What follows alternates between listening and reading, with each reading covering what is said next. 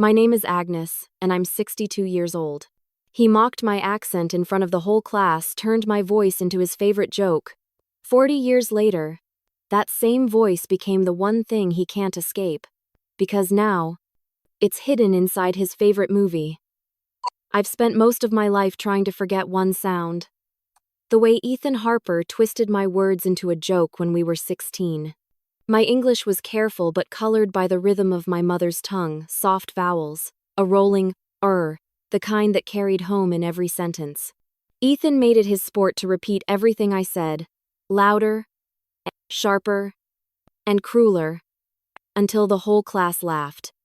That moment hardened something in me. I didn't cry.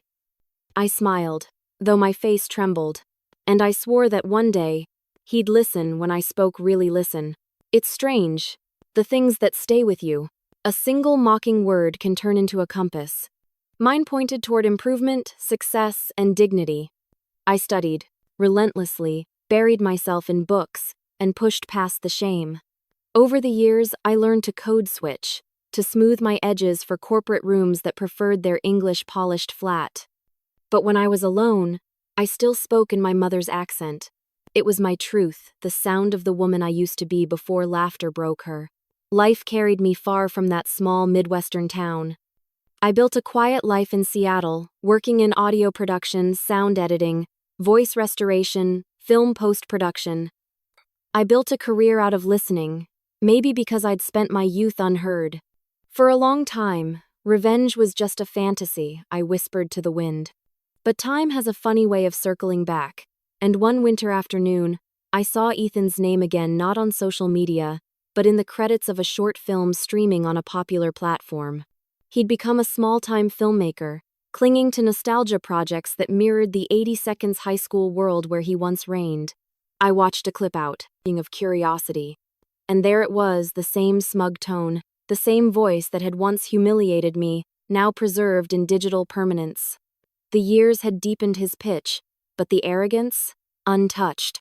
I shut the laptop and sat in silence, heart pounding. That's when the idea bloomed. If he had built his identity around movies, I'd make sure the next one he loved would carry a voice he could never escape mine. I didn't want to destroy him. I wanted reflection. I wanted his comfort zone to whisper my accent back at him until he recognized what he'd done. For a moment, I just stared at the screen, unsure whether to laugh or cry. My accent, my mother's voice through me, was now part of his proudest project. The irony was almost too much to bear. Yet something inside me whispered, this is only the beginning. The trailer spread modestly across social media, earning praise for its distinctive narration. Ethan had no idea the voice belonged to the girl he used to humiliate. He'd chosen me, unknowingly, as the sonic heart of his creation. But revenge, at least, the kind I was learning to craft, isn't a single act. It's a crescendo. And so I began planning for the festival's opening night, the one where he'd play that trailer before an audience, before cameras, before applause. My voice would fill the theater. I would be there to hear it, to see his face when recognition hit. The night of the premiere was set for March 8th, the same date, decades ago, when he mocked me in class. I took it as a sign. I packed my bag, bought my ticket home, and promised myself one thing. When he heard my voice echoing through that theater, he'd remember exactly who I was.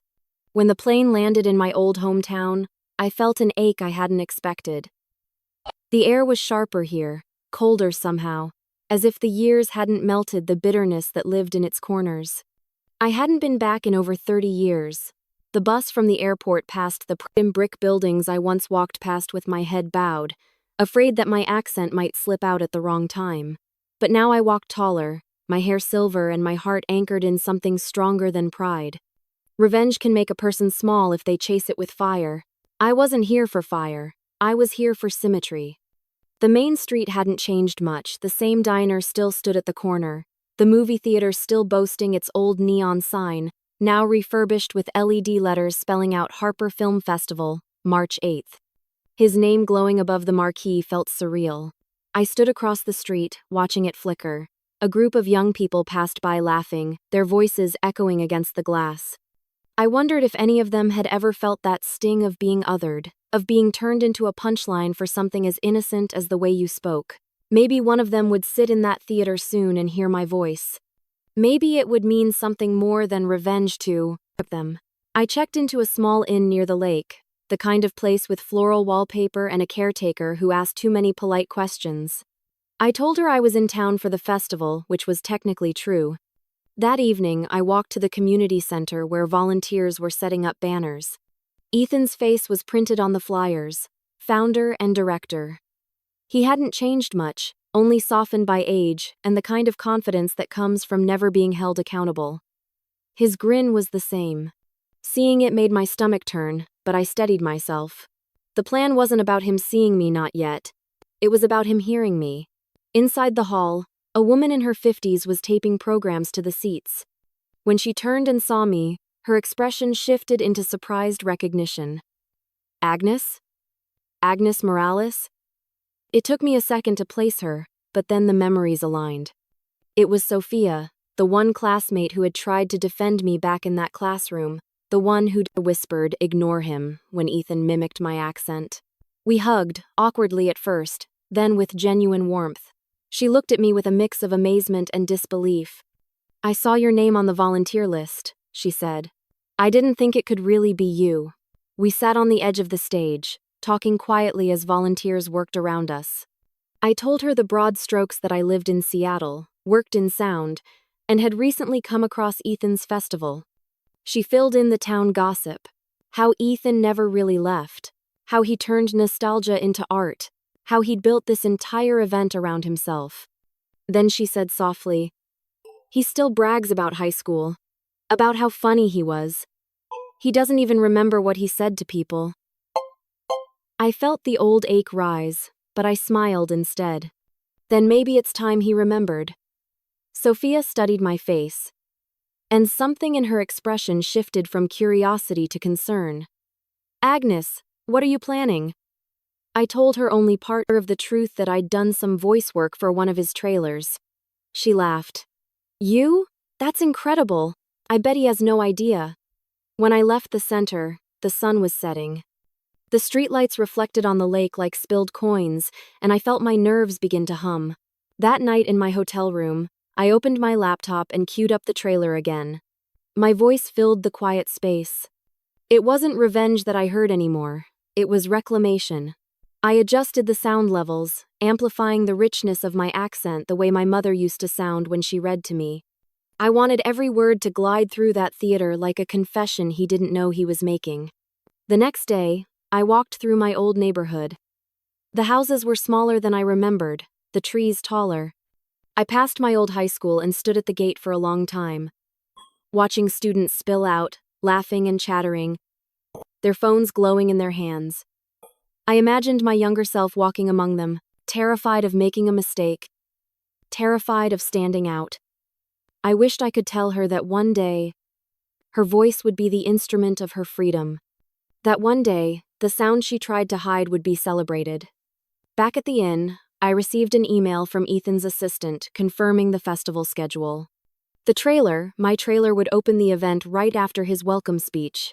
The timing was poetic, almost eerily so. Sophia called that evening to check on me. "Are you sure you're ready for this?" she asked. I told her I was. But the truth was, I didn't know. I'd spent so many years preparing for this kind of moment that I didn't know what it would feel like to finally stand inside it. The night before the premiere, I couldn't sleep. I replayed his laughter in my head, the chorus of voices that had joined in. I remembered how I had swallowed my anger and replaced it with silence. Silence had protected me, but it had also kept me from healing. Now, I was done being silent. I wrote a note in my journal, not for him, but for me. "Your voice is your mother's legacy. Let it echo." When dawn came, the world outside my window glowed with early spring light. I dressed carefully for the event, nothing dramatic, just elegant enough to blend in. I took a cab to the theater and stood outside the glass doors for a long moment before walking in. The carpet smelled of new paint and coffee. People milled around, greeting each other, clutching programs. My heart thudded steadily. every beat syncing with the thought that soon, my voice would rise through the speakers and into the same air he breathed. I found a seat near the back, where I could see him clearly on stage but remain unnoticed. The lights dimmed, and a hush fell over the audience as Ethan stepped up to the microphone. His voice filled the room deeper now, smoother, but still tinged with that old self-importance. He spoke about dreams, about perseverance, about the magic of storytelling. The audience applauded warmly. He smiled, confident, unbothered. Then he said, "And now, I'd like to share the official festival trailer." The screen flickered to life. The music swelled. My voice entered calm, deliberate, unapologetic. It filled every corner of that room, rolling softly like waves against the walls. I saw Ethan's expression shift. His smile faltered. The audience was enthralled, unaware of the private storm unraveling behind his eyes. When the trailer ended, silence lingered, the kind that means people are feeling something they can't yet name. Ethan clapped nervously, glancing toward the sound booth, then back at the crowd. And in that flicker of confusion, I saw the first crack appear the moment he realized that sometimes, the past doesn't stay silent forever.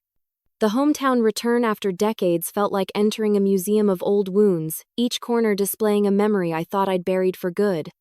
The train ride into my hometown felt longer than it should have. The sky outside the window was washed with that gray tint only early March could produce, where winter still lingered and spring was too shy to bloom. As the town's outline appeared, the same church steeple, the same tired brick stores, I felt the old ache return, a tug of something I once called home. Coming back after decades wasn't just a visit. It was reopening a wound I had carefully stitched. The cab driver talked cheerfully about the upcoming Harper Film Festival. Hearing Ethan's last name spoken so casually in conversation made my pulse quicken. He was everywhere now, posters on lampposts, interviews in the local newspaper, his smiling face plastered beside slogans about art and community. I couldn't help but notice how time had preserved his charm. He was still the golden boy, at least in this small town that loved nostalgia more than change. I looked out the window, watching my reflection merge with his face, on a poster. For a moment, I saw 16-year-old me standing beside him, shrinking under his laughter. I looked away. When I reached my old neighborhood, I walked slowly, tracing the cracked sidewalks that once led to my childhood home. The house was still there, smaller, painted a faded blue now, with a new family's car parked out front. I stood across the street, letting the smell of lilacs from a nearby bush pull me back to a different time. I could almost hear my mother humming from the kitchen, the sound of her soft accent rolling through the open windows. It made my throat tighten. She had always told me, "Never be ashamed of the voice that raised you." I hadn't believed her then. Maybe now I finally did. I didn't plan to see anyone, but life had other ideas. At the small grocery store, I ran into Marianne, a girl who used to sit 2 rows over in English class. Her hair was streaked gray now, her eyes the same curious blue. When she recognized me, her expression flickered from surprise to discomfort. "Agnes? My God, it's been years." Her voice carried that polite strain people use when they don't know which memories are safe to touch. I smiled and exchanged pleasantries, though inside I could feel the distance between us widening. She asked what brought me back, and I told her simply, a voiceover job. It was true, just not the full truth. Later that afternoon, I went to the community hall where festival preparations were underway. The smell of fresh paint and coffee filled the air. Volunteers bustled about, stringing up banners and adjusting speakers. I stood near the back, pretending to be part of the staff, when a familiar voice called out my name. "Agnes Morales, is that really you?" I turned to see Sophia. Time had etched fine lines around her eyes, but her energy was the same kind. Warm, unpretentious. She was the only classmate who had ever defended me when Ethan mocked my accent all those years ago. "Sophia," I breathed. And we hugged tightly, laughing at the strangeness of reunion. She had stayed in town, working as a librarian, living quietly. Over coffee at a folding table, she said softly, "You know, I still remember that day. I wanted to tell him off, but he was so cruel back then, so sure of himself. Her eyes softened. You didn't deserve that. Her words hit me harder than I expected. I had carried that moment like a secret stone for decades, and hearing someone else remember it not as a blur, but as something wrong made it real again. We talked for hours. I told her about my work in sound, and how I'd stumbled across Ethan's festival by accident. She leaned in, curious but wary. Agnes, are you here to confront him? I paused. Not exactly, I said. I just want him to hear what he's forgotten. The next morning, Sophia introduced me to Daniel, the festival's sound technician, a quiet man in his 30s with an eager, helpful, and energy. He offered to let me sit in during one of the audio tests for the festival's setup. We're still fine-tuning the trailer levels, he explained. I smiled at the irony. He had no idea that the voice he was adjusting already belonged to me. I sat in the darkened theater as he played the clip. My voice poured from the speakers smooth, haunting, full of warmth and power. Daniel frowned thoughtfully. You know, this narration has something special, he said. You can't fake tone like that. I nodded faintly. No, I murmured. You can't. When he left to check cables, I slipped a small flash drive from my purse, a re-edited version of my voice track. It wasn't sabotage, it was refinement. The new version carried subtle tonal cues, slight inflections on words like memory and echo. To most, it would sound poetic. But to Ethan, if he was listening, it would sound familiar, hauntingly so. I copied the file into the system and left quietly, before anyone noticed. That night, I couldn't sleep. I sat by the window of my small hotel room, watching the glow of streetlights ripple across the lake. My mind drifted back to my mother. I could almost see her at the kitchen table, teaching me English from an old paperback, her candle flickering between us. The world will teach you to hide your sound, she had said. But remember, silence is heavier than shame. The memory wrapped around me like a shawl.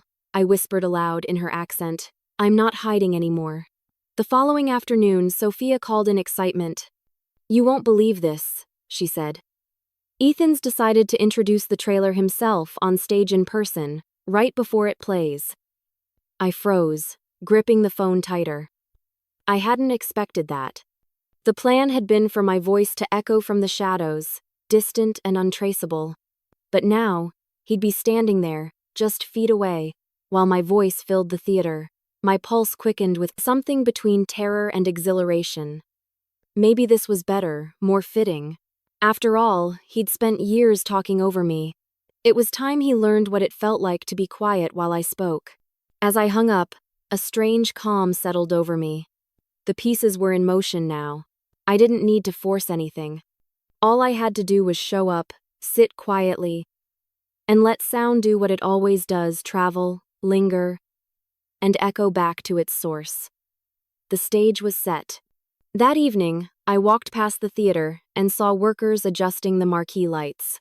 The letters spelling out Harper Film Festival glowed against the darkening sky. Below it, a new line read, Opening night introduced by director Ethan Harper. My reflection shimmered in the glass doors. Tomorrow night I would sit in that audience, invisible but heard. He would stand on that stage, certain of his control until my voice reminded him that some echoes never fade. The theater lights dim, and my past begins to speak. Every seat around me fills with strangers, but the moment the screen glows to life, I am 16 again, trembling, waiting to be heard. The murmur of the crowd dulled to a hush as the theater lights faded. I could feel the collective breath of 100 people settling in, the sound of paper programs rustling, the faint click of the projector spinning up. My palms were damp, resting on my lap, though I had no reason to be nervous. No one knew who I was. No one but me could feel how the air seemed to hum with history. Ethan stood on stage, dressed in a crisp gray blazer, smiling with that same casual charm that used to draw attention so easily. Time had been kind to him in the superficial ways, just enough gray at the temples to seem distinguished, just enough self-confidence to command a room. He tapped the microphone once, and his voice filled the space. Welcome, everyone, to the first annual Harper Film Festival. he said, his tone smooth, measured, self-assured. The audience applauded, politely. I could see Sophia 2 rows ahead of me, glancing back once with a small, encouraging nod.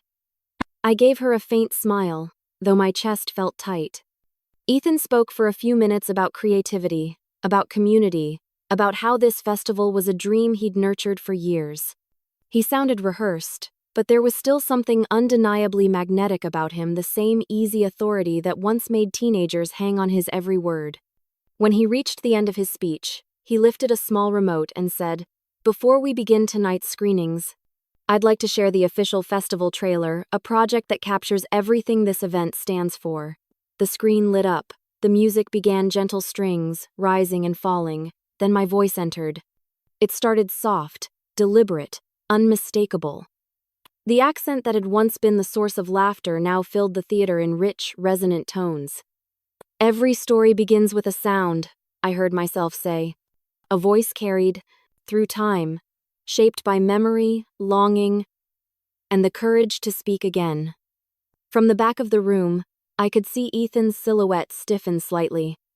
He smiled at first, proud, nodding along. But as the narration continued, that pride began to falter. I could sense it even from where I sat. My voice flowed through the speakers like a current he couldn't escape. The subtle tonal inflections I had added, the gentle lilt on words he once mimicked cruelly, were now transformed into something lyrical, haunting, undeniably human. People in the audience leaned forward, drawn in by the unusual rhythm. A woman near me whispered to her companion, "Her voice, it's beautiful." Different. I closed my eyes for a moment, letting their words wash over me. Beautiful. Different. The same things that once made me a target were now my strength. When I opened my eyes again, I saw Ethan glance nervously toward the sound booth, his expression uncertain. He adjusted his tie, forced a smile.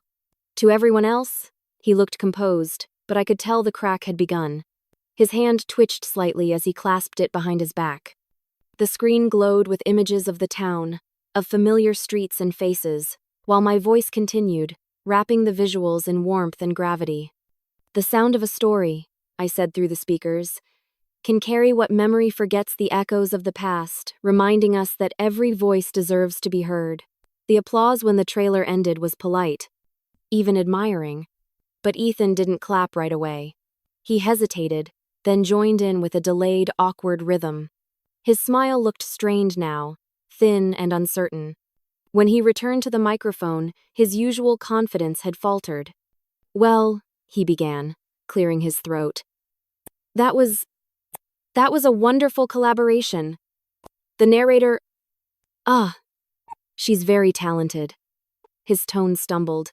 The audience waited for him to continue, but he seemed distracted, his gaze flickering toward the projection booth again. I watched him, feeling a strange mixture of satisfaction and pity. For the first time, I saw him unsure of himself. It wasn't the victory I had imagined, no dramatic collapse, no gasping realization. Just quiet disorientation, a subtle undoing. He wrapped up his remarks clumsily and exited the stage to modest applause. I rose from my seat before the next segment began.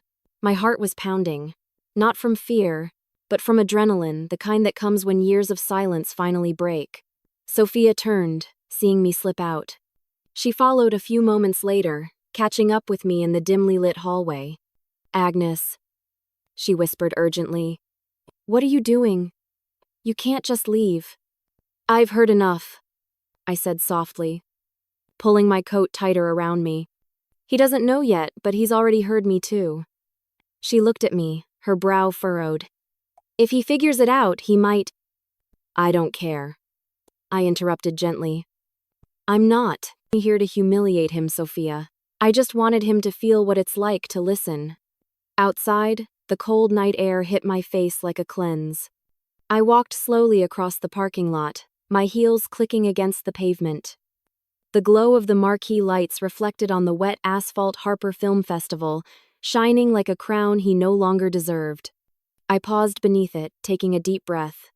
That voice, my voice, had finally filled the room where his had once drowned me out. For the first time in decades, I felt weightless. It wasn't revenge that pulsed through me, it was release. But release doesn't last forever. When I returned to my hotel, I found myself replaying the moment again and again, his face tightening, his smile faltering, the confusion spreading like ripples in a pond. Something inside me whispered that this couldn't be the end. I didn't want to destroy him, but part of me wanted him to know it was me. That night, unable to sleep, I opened my laptop and stared at his festival's contact page. His email address blinked at me, the same one he had used when I'd sent him the voice files. The thought came quietly, almost innocently at first, then settled with certainty. I opened a blank email and began to type. "The voice you mocked," I wrote, "now narrates your dream." I didn't sign it. I didn't include a subject line. I hovered over the send button for a long time, my finger trembling slightly, then pressed it. The message vanished into the digital ether. I sat there in silence, staring at the screen. There was no going back now. I didn't know what kind of man Ethan had become, whether guilt or arrogance would rise first when he read those words. But I knew this much: he wouldn't be able to ignore it. The next morning, as the early light filtered through the curtains, my phone buzzed with an alert. One new message from Ethan Harper. The subject line was a single word: meet. My breath caught as I opened it. His message was brief, polite, and far too calm. I'd love to meet the voice behind that beautiful narration. Coffee tomorrow? Beneath it, he'd signed his name, just as he always had: bold, certain, unrepentant. I closed the laptop slowly, my reflection staring back at me in the dark screen. He wanted to meet the voice he'd mocked, and he had no idea who was coming. When the past asks for coffee, you don't say, "No, you prepare your armor." The message sat in my inbox like a ghost waiting to be acknowledged. Coffee tomorrow? The words were polite, unassuming, but the implication ran deeper. Ethan Harper wanted to meet the voice that haunted him. He had no idea that the voice was a mirror. For a long while, I just stared at the screen, rereading the email until the words blurred. I thought of deleting it, pretending it never happened, but then a strange calm settled over me. This was what I had been moving toward: not confrontation, but clarity. I wrote back simply, "I'd be glad to meet. Tomorrow, noon at Baxter Cafe. Anna." Anna, my pseudonym, my shield. It had started as a layer of protection when I first sent him my voice files, but now it felt like a second skin, someone braver, smoother, untouchable. I rehearsed how Anna would move, how she would speak. She would sit with poise, never flinch, never betray recognition. Agnes, the teenage girl with trembling hands, would stay silent behind her eyes. The next morning was overcast, the kind of day that made everything feel suspended in grayscale. Baxter Cafe sat at the corner of Main Street, its windows fogged with steam from morning lattes. I arrived early, choosing a table near the back where I could see the door. My reflection in the glass looked foreign: hair pulled back neatly, posture straight, a calm smile ready to mask every flicker of emotion. Ethan arrived 10 minutes late, as I expected. Some people never shed the habit of making others wait. When he walked in, I almost didn't recognize him. His hair was more silver than brown now, the lines around his mouth deeper, his build softened by comfort. But the confidence, that easy, practiced charm, hadn't faded. He spotted me instantly and smiled, crossing the cafe with that same slow swagger I remembered from high school hallways. "Anna," he said warmly, extending a hand. "It's so good to finally meet you. I feel like I already know your voice better than my own." The irony stung, but I didn't show it. I shook his hand lightly, nodding. "Nice to meet you too, Ethan. I'm glad the narration worked for your trailer." He sat opposite me, ordering coffee with a grin that bordered on flirtatious. "Worked?" he repeated. "It was perfect. You were perfect. That accent, it adds something soulful, real. It's rare to hear that kind of authenticity anymore." For a moment, his compliment twisted the air between us. I wanted to tell him what that authenticity had cost me: the years of trying to erase it, the nights of practicing words until my tongue felt numb. But Anna smiled gracefully and said, Thank you. It's just how I speak. He leaned back, studying me. Where are you from originally? I sipped my coffee, letting the question hang. A small town, I said softly. Not far from here, actually. Something flickered in his eyes, though it passed too quickly to read. Maybe recognition, maybe coincidence. He chuckled. Well, small towns do have a way of producing big stories. We talked for nearly an hour about film, voice work, nostalgia. I let him speak mostly, recording the conversation discreetly with a small device in my purse. It wasn't malicious, it was documentation. He spoke about his creative vision, about the trailer's reception, about how lucky he'd been to find a voice that resonated. I watched his gestures, the way he touched his jaw when thinking, the small pauses where insecurity peeked through. There was guilt there buried deep under decades of denial, but guilt nonetheless. At one point he said, "You know, your tone reminds me of someone I used to know. Back in high school, there was this girl always shy, spoke with an accent, but beautiful in her way. The kids could be cruel then." I felt my pulse quicken. He laughed lightly, unaware of the landmine he'd stepped on. "I think about her sometimes," he continued. "How much I might have teased her. Teenagers can be idiots." Anna smiled softly, steady. "Do you remember her name?" He hesitated, frowning slightly. "Agnes, something. Morales, maybe? She moved away after graduation. Haven't thought about her in years." The lie landed between us like a stone. I could see it in the way he avoided my gaze. He had thought about me. Perhaps not often, but enough to remember. I leaned forward, voice gentle. "It's funny how memories linger, isn't it?" He nodded, oblivious to the storm beneath my calm surface. When he excused himself to take a call, I sat there staring at the empty chair across from me, feeling both triumphant and hollow. I had wanted this moment for so long, yet sitting across from him now, I realized I didn't need his remorse to validate my pain. My worth had never been waiting for his recognition. Still, the part of me that had been humiliated in that classroom wanted him to hear what he had done, not just remember it vaguely, but hear it, like a confession looping endlessly. That night, in my hotel room, I played the recording on my laptop. His voice filled the small space, casual and self-satisfied. I opened my editing software, my hands steady and deliberate. With slow precision, I began to splice together fragments of our conversation, his laughter, his words about the girl he used to know, and my calm responses. I layered them with faint echoes of my narration from the trailer, creating a dialogue between past and present, guilt, and grace. The sound that emerged was haunting, not vindictive, but honest. It was a confession without accusation, his own voice betraying him softly through context. When I finished, I sat back and listened to the final piece. It wasn't art, not exactly. It was truth, rendered in sound. The voice that had once been mocked now shaped his words into meaning. I named the file Echoes Draft 1. I didn't know what I would do with it yet. Maybe I'd keep it private, a quiet reminder that I had taken back control. Or maybe, in time, I'd find a way to let him hear it, not to hurt him, but to make him understand. As I prepared for bed, the memory of my younger self drifted in. I saw her in that old classroom, standing frozen as laughter roared around her. I reached for her hand in my mind, whispering, "You see, we found our voice after all." The next morning, the sunlight filtered through the curtains, pale and forgiving. I poured myself coffee, opened my inbox, expecting silence. But there it was, a new message from Ethan. My stomach tightened as I clicked it open.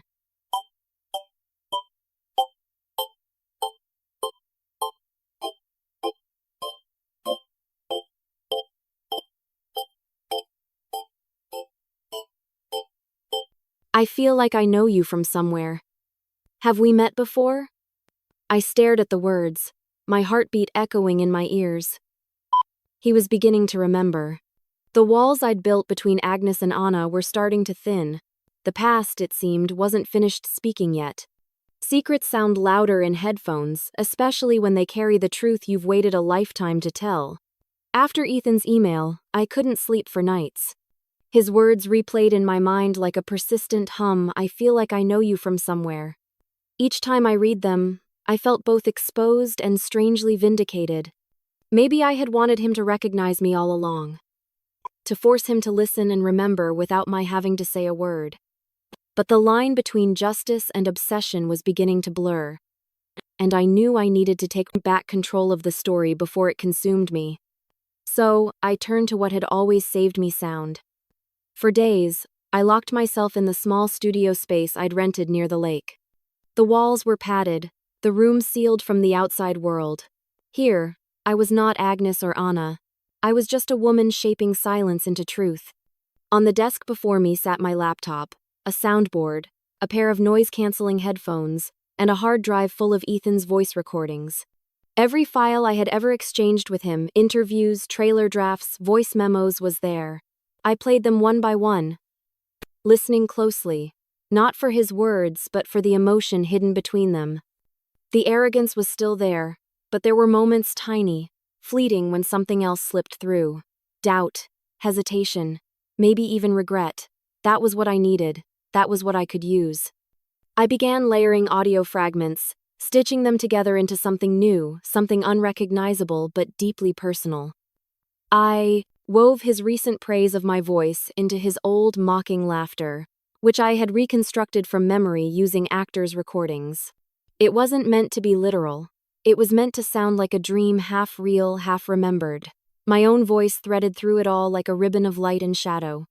I spoke lines that felt like poetry. You once taught me that a voice could be a wound. I learned that it could also be a weapon. Each time I replayed it, the piece grew heavier, more alive. I added the faint echo of a classroom's hum, the shuffle of teenage laughter, the soft lilt of my mother's voice reading to me, "Never hide your sound, Mihija." When I closed my eyes, I could feel the full weight of it, not anger, not vengeance, but reclamation. I titled it The Sound of Remembrance. One evening, while reviewing the final mix, I noticed a flyer pinned to the studio corkboard, a call for submissions to the festival's new category, audio storytelling, voices of memory. I laughed under my breath. It felt as if fate itself were handing me the next note in this symphony.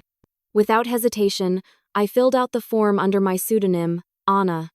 I uploaded my file, clicked submit, and sat in silence. I didn't expect recognition. I only wanted the story to exist somewhere beyond me. Meanwhile, Ethan's emails grew more frequent. He wrote about future collaborations, about wanting to meet again, about how my voice stayed with him. Every message carried that same tone, polite but searching. He was chasing something he couldn't quite name. Sophia noticed the tension in me when we met for coffee later that week. "He's getting suspicious," she warned. "He keeps asking about you at the festival office." I tried to sound unconcerned. "He's obsessed with control. He doesn't like not knowing who's speaking." She frowned. "And you're sure this isn't going too far?" I hesitated. That question lingered long after I went home. I played my audio piece again, letting the sounds swirl around me. The laughter, the silence, my own calm narration. Was this vengeance? Or was this something else, the reclaiming of power I'd lost long ago? The next morning, I had a therapy session over video call with Dr. Meyer, the woman who'd been my anchor through the past year. She listened quietly as I told her everything, the voice work, the alias, the festival, Ethan's emails. When I finished, she didn't look shocked or disapproving. She just asked, "What do you want this to give you, Agnes?" I thought for a moment. "Peace," I said finally. But sometimes I can't tell if I'm healing or just dressing my revenge in prettier words. She smiled gently. "Maybe they're not so different at first. You're not seeking his ruin. You're reclaiming your sound. You're turning what hurt you into art, and that's the difference." Her words stayed with me. That night, I listened to the sound of remembrance one final time, not as its creator but as its subject. It was haunting, yes, but also deeply human. It told the truth without shouting. I uploaded it again, ensuring it met all submission guidelines, and then walked out into the cool evening air. The lake was quiet, still as glass. For the first time in years, I felt that same stillness within me. 2 weeks later, the festival's website released its shortlist for the competition. My piece was among the finalists. Under the name Ana Morales, it was described as a haunting meditation on voice, memory, and the echoes of forgiveness. I smiled faintly. The irony wasn't lost on me, they had no idea how literal those words were. At the festival's closing event, Ethan stood on stage once more, looking slightly more worn, less sure of himself. "We've had incredible submissions this year," he announced. But one, in particular, stood out for its emotional depth and authenticity.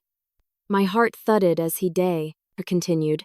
The piece titled The Sound of Remembrance moved me profoundly. The artist, whoever she is, has captured something eternal. Applause filled the theater. He smiled, that same smile that had once belittled me, now softened by admiration for the very accent he'd mocked. "I hope one day she'll reveal herself," he said earnestly. "Her voice deserves to be heard." I sat at the back again, cloaked in anonymity, my heart swelling with an emotion I hadn't expected, not triumph, but serenity. He didn't know it was me. He didn't need to. Hearing him honor my voice publicly was enough. After the ceremony, I slipped out before the crowd dispersed. The night air smelled of rain, and the streetlights shimmered on the wet pavement. Sophia met me at the corner, her eyes shining.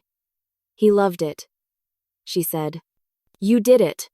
I nodded, though something inside me whispered caution. The higher the note, the longer the echo. And echoes always return. When I got back to my hotel, I checked my email out of habit. One new message, not from Ethan this time, but from his assistant, Claire. The subject line made my stomach twist. Invoice discrepancy. The email was short and to the point. "Hi Anna. While processing payment for your previous recording, I noticed your legal name listed as Agnes Morales. Just wanted to confirm, is that correct?" My heart stopped. I stared at the screen, pulse racing. The veil between Agnes and Anna had finally slipped. The truth I'd hidden so carefully was now one click away from landing in Ethan's inbox. The voice that had liberated me might soon betray me. Hook. Exposure can feel like liberation or like standing in fire. You dream of truth setting you free, but you forget that truth burns on both sides. The email from Claire sat in my inbox like a ticking clock. My name, my real name, had slipped through the cracks, and there was no taking it back. I told myself she might not say anything to Ethan, that it was a clerical matter, a simple oversight. But I knew better. Secrets never stay silent when they belong to the past. 2 days passed in uneasy quiet. I tried to focus on work, but every sound around me, the buzz of my phone, the creak of the hotel floorboards, even the distant chatter outside felt like an omen. Then, one morning, as I packed to leave town, my phone rang. The caller ID froze me in place. Ethan Harper. For a moment, I considered letting it ring out. Then I answered. His voice came through tight, controlled. "Agnes." He didn't say Anna this time. "I think we need to talk." There was no point pretending. "Where?" I asked. "Harper Studio, noon." He hung up. I arrived early, of course. The studio was inside a renovated warehouse, glass walls, metal beams, all clean lines and curated minimalism. It looked like the kind of place built for second chances, though I doubted that's what he wanted. The receptionist gave me a nervous smile as she led me to a small sound room. Ethan stood inside, arms crossed, expression unreadable. The lights were dim, the air heavy with the faint scent of coffee and stress. He didn't waste time. "Why didn't you tell me who you were?" I met his gaze evenly. "Would you have listened if I had?" He opened his mouth, then closed it again, the retort dying in his throat. "You tricked me," he said finally. "You humiliated me in front of everyone. That recording, that piece, it was all about me." "It wasn't about you," I said quietly. "It was about me. About my voice. About what you took from me when you turned it into a joke." His eyes darkened. "That was 40 years ago. And you still remembered," I said. "You even mentioned it at the cafe, so don't pretend it didn't matter." He exhaled, running a hand through his hair. "I was a kid, Agnes. I was stupid. You were cruel. I corrected. And cruelty leaves echoes. I carried them in my throat for years. He flinched slightly at that. For the first time since I'd walked in, he looked unsure of himself. I could see the younger version of him flickering beneath the surface, the boy who mocked to mask his own insecurities. I didn't know, he said softly. I didn't know it hurt you that much. A bitter laugh escaped me before I could stop it. You didn't have to know. You saw it. You just didn't care. He sat down heavily, elbows on his knees, eyes fixed on the floor. So what now? He asked. You've had your revenge. You've made your point. I didn't do this to destroy you, I said. I wanted you to hear what you did. I wanted you to know that every time you speak, every time you use your voice to tell a story, mine exists too. Because you taught me that sound matters, and that's the only lesson you ever gave me worth keeping. For a long time, neither of us spoke. The silence between us wasn't empty. It was full-packed with years of unspoken words, regret, and something dangerously close to understanding. I could almost see our teenage selves sitting in that classroom again. Him laughing, me shrinking. The air thick with embarrassment. The scene replayed in my mind like a film reel. But this time, I didn't look away. I faced it. And for the first time, I felt larger than the memory. He finally looked up. You're better at this than I ever was, he said quietly. You turned pain into art. I just stayed stuck in nostalgia. His voice cracked on the last word, and I saw the man beneath the facade, not the confident director, but someone haunted by the image of who he used to be.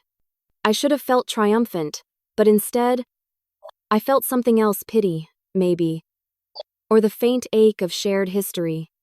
Before I could respond, the studio door opened. A young intern stepped in, wide-eyed. Mr. Harper, she stammered. I think you need to see this. She handed him a phone. He pressed play. And I heard my own voice echo from the speaker, the recording of our conversation. Captured without my consent by someone outside the room. The audio was already circulating online, uploaded to the festival's social media. Within hours, it would be everywhere. Ethan's face drained of color. They recorded this? I nodded slowly.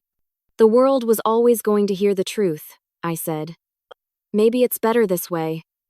By evening, the clip had gone viral. Headlines spread across entertainment blogs and local news.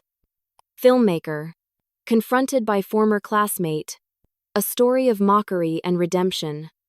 People praised the emotional honesty, the symbolism, the way art had circled back on itself. For the first time in my life, my name trended online not as an object of ridicule, but as a symbol of resilience. Sophia called that night, her voice warm but cautious. You're everywhere, she said. People are calling it poetic justice. I sat by the window, watching the city lights flicker below. It wasn't supposed to be justice, I murmured. It was supposed to be peace. Maybe it can be both, she replied gently. Just remember, this was never about humiliating him. It was about reclaiming you. Her words settled in my chest, steady and grounding. For years, I'd imagined revenge as a fire that burned bright and fast. But now I saw it differently, not as destruction but illumination. The kind of fire that warms, not wounds. In the following days, the attention grew overwhelming. Interviews, emails, invitations. I turned them all down. I wasn't chasing fame. I had found my closure. Ethan, on the other hand, disappeared from the public eye. Whispers spread that he'd canceled his next project, that he was taking a sabbatical. I didn't reach out. There was nothing left to say. A week later, a message arrived in my inbox. The sender's name made my breath hitch. Ethan Harper. I hesitated before opening it. The email was short, just a few lines. No pretense, no excuses. I've been thinking a lot about what you said. You were right, I used my voice to silence others. I want to make something honest this time. Will you help me? I read it twice, my heart heavy but calm. After everything, he was asking for collaboration not out of vanity, but vulnerability. Maybe he had finally learned how to listen. I closed my laptop slowly, staring at the faint reflection of my face on the dark screen. The past had reached out not to wound, but to rebuild. Whether I said yes or no, one truth remained. The echo between us was no longer a wound. It was the start of something new, something I wasn't sure I was ready to face. The strangest form of revenge is collaboration when the person who once silenced you asks you to help him tell a story about listening. Ethan's email sat unopened for 3 days. I couldn't bring myself to respond right away. Every time I read his message, the line, "Will you help me?" echoed louder than the rest. Help, a word that once felt impossible between us. For most of my life, I had defined him as the antagonist in the story of my voice. Now, he was asking me to become his partner in creating something new. The idea felt absurd, almost offensive. And yet, beneath my hesitation, curiosity stirred not about him, but about what it would mean for me to step into a story that wasn't built on anger anymore. On the 4th morning, I wrote back. One meeting, no promises. We met at a small art studio he'd rented downtown. When I arrived, I noticed how stripped down everything was: bare walls, a few cameras, a whiteboard scribbled with ideas about sound and story. Ethan looked different too. The usual sheen of confidence had faded. He stood awkwardly, hands in his pockets, as if unsure how to begin. "I didn't think you'd come," he admitted. "I wasn't sure I would," I said. He gestured to a chair. "I want to make something real, this time a short documentary about voice and memory. About how what we say stays." The irony wasn't lost on me. "You think a film can fix this?" "No," he said quietly. "But maybe it can make sense of it." Something in his tone disarmed me. There was no charm, no self-justification, just weariness. I agreed to listen, and soon I found myself part of a collaboration I never imagined possible. We worked side by side for weeks, piecing together the concept for the short documentary. It was called Resonance. Ethan wanted it to explore how voices carry identity, how sound can wound or heal depending on how it's received. He insisted that I narrate it, not as Anna, but as Agnes Morales, my real name, my real story. For the first time, I would speak my truth without disguise. The thought terrified and thrilled me in equal measure. In the early sessions, the tension between us was palpable. Every time I stepped into the recording booth, I could feel his presence in the control room, quiet, focused, but cautious, as if afraid to break the fragile balance we'd found. I expected him to direct me, to critique my tone or pacing, but he didn't. He listened, truly listened. During one session, after I finished reading a particularly personal passage, there was silence. I looked through the glass and saw him sitting motionless, eyes glistening. Finally, he pressed the intercom. "You don't need direction," he said softly. "You just need to be heard." It was such a simple sentence, but it unraveled something in me. All those years of shame and defense melted into quiet affirmation. For once, my voice didn't have to fight to be valid. It simply existed, and that was enough. Between recordings, we talked more not about the past directly, but around it. He told me about his failed marriages, his fading career, the weight of pretending to be someone admirable. "You were right," he said one afternoon. "I built everything on nostalgia. It's like living in a loop that keeps getting smaller." "And now?" I asked. He smiled faintly. "Now I'm trying to learn how to listen instead of perform." As we edited the footage, we included old photographs, soundscapes from our high school, and snippets of my earlier voice work. The film became a collage of sound and reflection. It wasn't about blame or punishment anymore, it was about echo and evolution. Watching it come together, I realized that forgiveness isn't something you give for someone else's peace. It's something you claim for your own. Sophia visited the studio one afternoon to preview a rough cut. When the lights came back on, she wiped her eyes. "It's beautiful," she said. "It feels honest." Honesty had become the film's heartbeat. When the editing was finished, Ethan called me into the studio for one last session. "There's something missing," he said. "A closing line. I think it should come from you." I thought for a long moment, then spoke into the microphone. Every voice carries an echo, some from pain, some from love. But the bravest thing a voice can do is forgive the silence that once tried to swallow it. He smiled, a quiet acknowledgement that needed no words. When Resonance premiered, it wasn't in a grand theater. Ethan arranged a small, private screening at the local art center. No red carpet, no media circus, just 50 seats, dim lights, and a modest screen. The audience watched in silence, completely still as my narration filled the room. The film moved through scenes of memory and redemption, through laughter and apology, through the haunting sound of two voices learning to coexist. When the credits rolled, no one clapped immediately. They just sat there, breathing the silence, until someone began to applaud softly. The rest followed. I glanced at Ethan. He didn't look at me, he just stared straight ahead.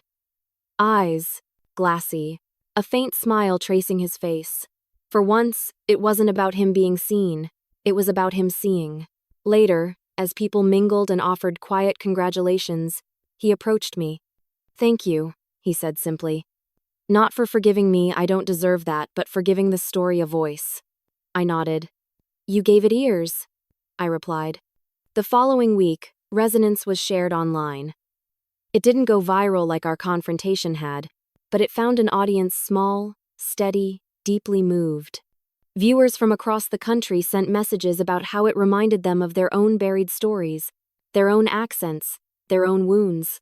The feedback wasn't explosive. It was healing. That was enough. One evening, I received a message from Ethan. It was a link to the documentary's official website. At the bottom of the credits, a new line had been added, dedicated to the voice that taught me to listen.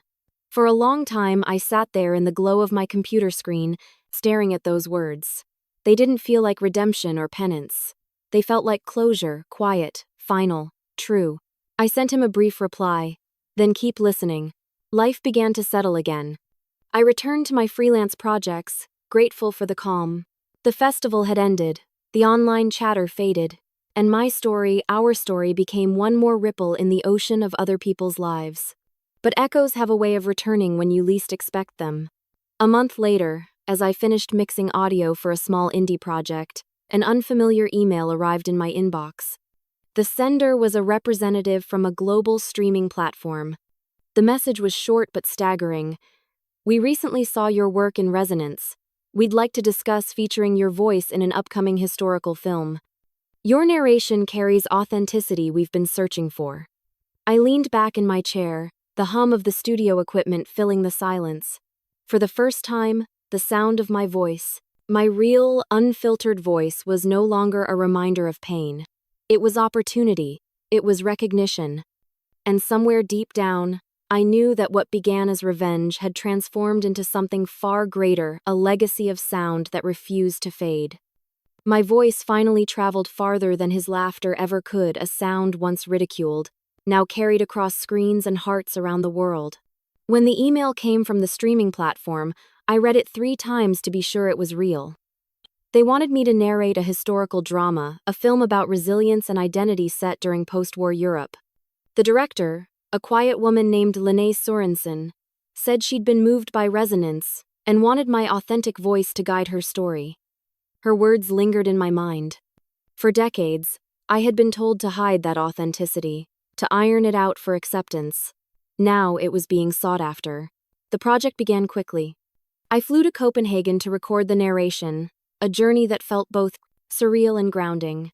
The studio there was elegant, all soft light and warm wood, its walls lined with the ghosts of 1,000 other voices. When I stepped into the booth, I thought of my mother, her soft hums, her patient correction of my English, her insistence that words carry the spirit of where they're born. I touched the microphone gently, whispering a quiet thank you before beginning. The script was beautiful, a story of survival told through letters and memories. The main character, an immigrant woman who had crossed borders to find freedom, felt achingly familiar. Her story wasn't mine, yet every sentence vibrated with something personal. I poured myself into the performance, every syllable shaped with care, every breath carrying the weight of the years I had spent silenced. After the final session, Lene came into the booth, eyes shining. Your voice, she said softly. It carries history, not just in the words but in the spaces between them. When the film premiered 6 months later, it was unlike anything I'd ever experienced. The red carpet lights were blinding, the cameras relentless, but I felt calm. I wasn't here as a shadow behind someone else's art. I was part of its heart. During the screening, I sat near the back, listening as my voice filled the theater, weaving through scenes of loss, hope, and rebirth. No one laughed this time, no one mocked. Instead, I saw faces softened by emotion, eyes glistening in the dark. When the credits rolled, the audience rose to their feet. I sat frozen for a moment, overwhelmed. Applause had never felt like validation before, it had always been something other people received.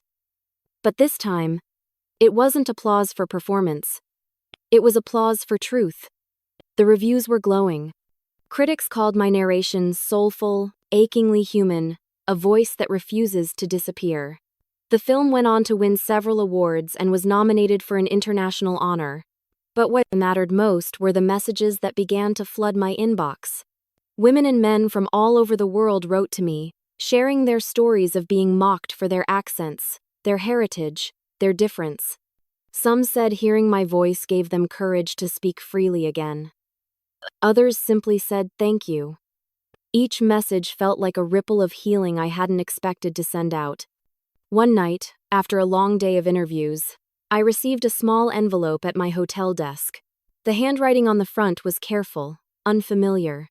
Inside was a note that read, "Your voice reached places even mine could not. You were right, sound remembers." There was no signature, but I didn't need one. Ethan had been watching, not as a participant this time, but as an observer. I could almost picture him standing in the back row of some cinema, his face dimly lit by the screen, his pride replaced by quiet humility. When awards season arrived, the film's success carried me to a stage I never dreamed I would stand on. My palms trembled as I accepted the trophy, its weight both literal and symbolic. The crowd was vast, a blur of faces and flashing lights. I took a breath and began to speak. I grew up believing that my voice was something to hide, I said, my accent unfiltered, warm, and certain. It took me 60 years to realize it was the most honest part of who I am. This award isn't for me, it's for my mother, who told me that every word we speak carries our ancestors with it. It's for everyone who has ever been told to sound smaller. May your voices fill every room that once tried to quiet you. The applause that followed was thunderous, but it felt peaceful, almost sacred. For the first time, I felt truly seen, not as a symbol of revenge or redemption, but as a woman who had simply reclaimed herself. In the weeks that followed, I found myself craving stillness. I returned to my hometown, not out of nostalgia but completion. The streets were quieter now, the houses smaller, the people older. I walked past the same old high school, its bricks weathered, its flag faded. Something compelled me to go inside. The janitor recognized me, small-town familiarity never dies, and let me wander through the empty halls. I found the classroom where it had all begun. The desks were newer, the chalkboard now digital, but the air felt the same. I sat in the last row, where my 16-year-old self once sat trembling under the sound of laughter. The room was silent, except for the faint hum of the projector. I closed my eyes and imagined my younger self sitting beside me. I wanted to tell her everything, that the pain would fade, that the sound of her voice would one day fill theaters, that the boy who mocked her would one day listen with reverence. A soft knock interrupted my thoughts. I turned to see a young student standing at the door, a girl no older than 16, clutching a notebook. "Excuse me," she said shyly. "Are you the woman from that movie? The one with the accent?" I smiled. "Yes, that's me." She stepped closer, her eyes bright. "My teacher played a clip in class. Everyone loved it. Your voice, it's beautiful." The words hit me like sunlight after years of shadow. "Thank you," I said, my voice gentle but firm. I used to be embarrassed by how I spoke. She looked surprised. "Why, it sounds special." I laughed softly. That's what I finally learned. Every voice is special when it tells the truth.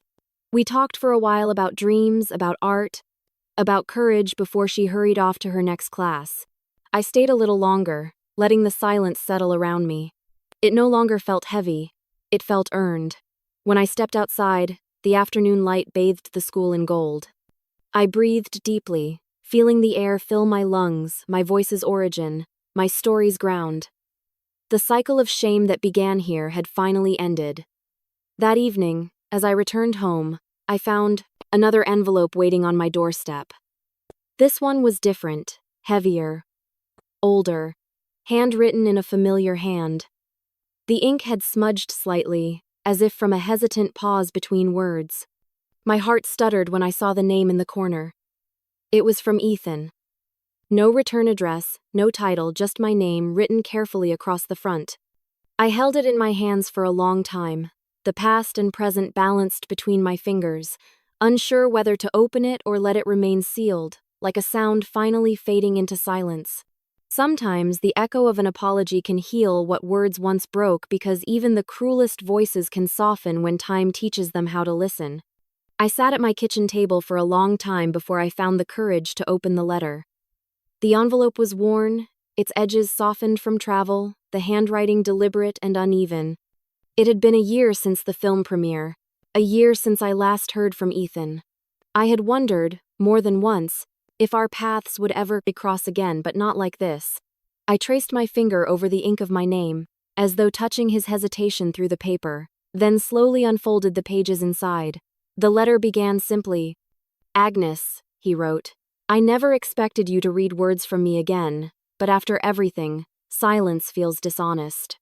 You gave me the gift of listening, even when I didn't deserve it. So, I'll try to do the same now." His sentences were careful, fragile, as if each one had been carved from regret.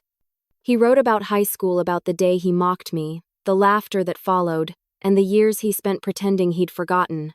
"The truth is," he confessed, "I didn't forget. I buried it because remembering made me feel small. I thought success would drown out shame, but your voice brought it back, not to punish me, but to make me face it. You turned the sound of my cruelty into something beautiful.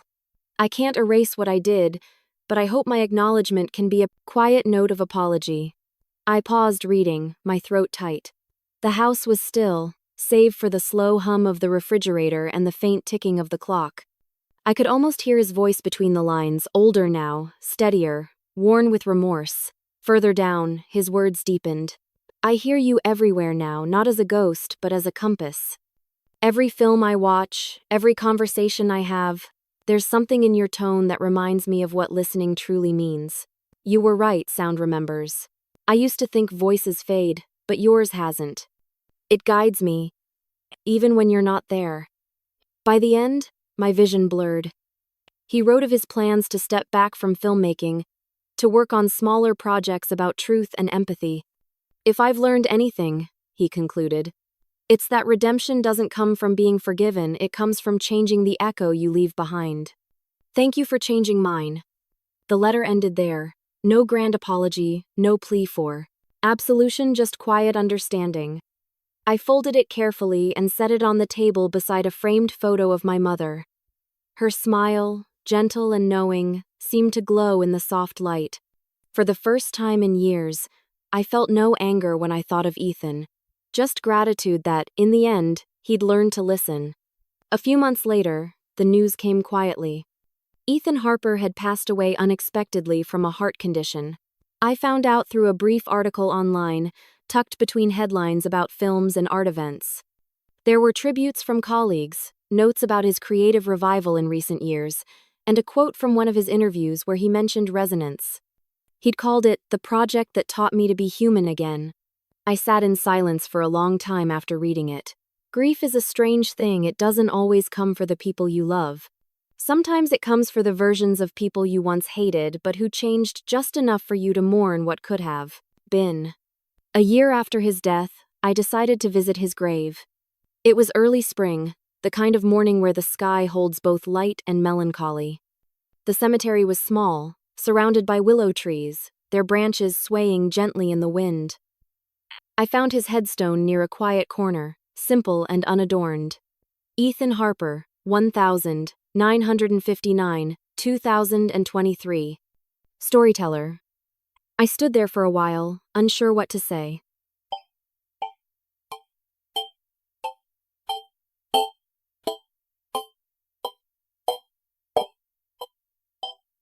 Words felt unnecessary. Sound, after all, had always carried more truth between us. I reached into my bag and took out a small recorder, the same one I had used years ago for my voice work. I pressed play. From the speaker came the soft hum of my mother's song, the lullaby she used to sing when I was a child. Her voice trembled with warmth, her accent rolling through the wind like an old friend returning home. The melody drifted through the air, wrapping around the trees, the gravestones, the quiet. I placed the recorder gently at the base of his headstone. "This," I whispered, "where it all began. The sound you once mocked, it came from love." The wind carried my words away, and I let it. Some things don't need to linger. Some echoes deserve to rest. Walking back toward the car, I felt something inside me settle, a kind of peace I hadn't known how to name before. Revenge had started this journey, but what it led to was far more powerful: restoration. Not just of dignity, but of harmony. Ethan had taken my voice from me once, but life had given it back louder, truer, and untouchable. In the months that followed, I began working on something new, a memoir. But instead of writing it, I decided to record it. Words were always meant to be heard, not just read. I transformed my small home studio into a space of memory. Photographs on the walls, letters tucked beside the microphone, a candle burning softly by my mother's picture. I began recording late one evening. The first words came slowly, but with certainty. "My name is Agnes Morales," I said, my voice steady, resonant. "And this is the story of how a single laugh taught me to never doubt the power of sound." The memoir wasn't about Ethan, not really. It was about what came after, about finding courage in the very thing the world once told me to hide. I spoke about my mother, about the girl I used to be, about the theater where my voice first filled the air, about the letter that brought peace instead of pain. As I reached the final chapter, I paused. Outside, the rain had started to fall, tapping softly against the window. I looked at the waveform moving across the screen. My sound made visible, and smiled. "Voices change," I said into the microphone, "but their truth doesn't. You can laugh at a sound, but you can't silence its soul." I pressed stop, listening as the recording faded into silence. Not emptiness, just quiet. The kind that feels earned after years of noise. Later, as I closed my equipment and dimmed the lights, I caught my reflection in the studio window. For a moment, I thought I saw my mother standing behind me, smiling. Or maybe it was just memory playing tricks again. "Either way," I whispered softly, "we did it." The recorder's small red light blinked twice before turning off. The room was still. My story was finally complete. And in the hush that followed, I realized that some echoes never fade because they're not meant to. They live on not as reminders of pain, but as proof of resilience. The sound of my voice lingered faintly in the air, and for the first time, I didn't need anyone else to hear it. I knew it was enough. In the end, revenge wasn't the sound of someone's downfall, it was the sound of my own peace. He once mocked my voice to feel powerful, but that same voice became the echo that outlived his laughter. I didn't silence him, I simply made him listen. And now, every time my words play through a screen, they remind me you can laugh at a voice, but you can never silence its soul.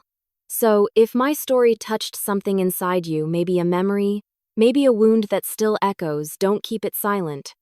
Share this story with someone who needs to remember the power of their own voice. And stay with me for more tales that turn pain into purpose. And tell me in the comments, if someone once mocked your voice or your truth, would you forgive them if they finally learned to listen?